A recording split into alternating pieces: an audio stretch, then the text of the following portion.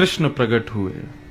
नंद रानी यशोदा और नंद बाबा के आनंद का वर्णन नहीं किया जा सकता।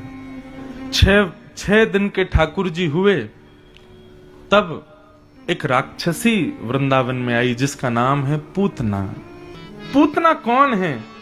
पूतना है अविद्या। और कृष्ण कौन है? साक्षात विद्या।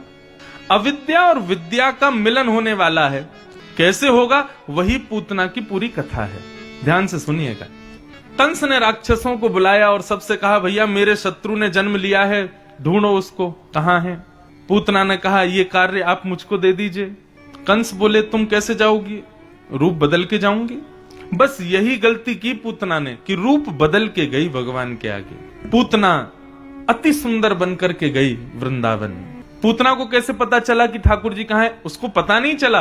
वो 10 दिन के अंदर जितने बालकों ने जन्म लिया सबके घर जाती है, बालकों को बधाई देने के माध्यम से, खिलाने के माध्यम से अपनी गोद में लेती है, चुपके से अपना पयोधर पान करा देती है। पयोधर में विष लगा होता है, उसको पीते ही बालक मर जाता है।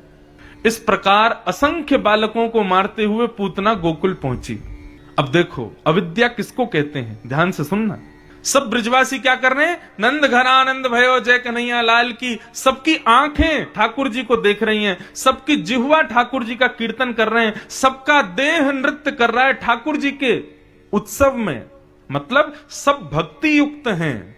परंतु जैसे ही पूतना गोकुल में प्रवेश करती है, अपनी रूप माधुरी से, अपने तिरछे कटाक्ष नयनों से, अपने पैरों के पायल की झंकार से, अपने सुकोमल स्वरूप से, जो कि उसका वास्तविक नहीं है, बना के आई है जबरदस्ती, उससे समस्त ब्रजवासियों को अपनी ओर आकर्षित करने लगी। यही अविद्या है।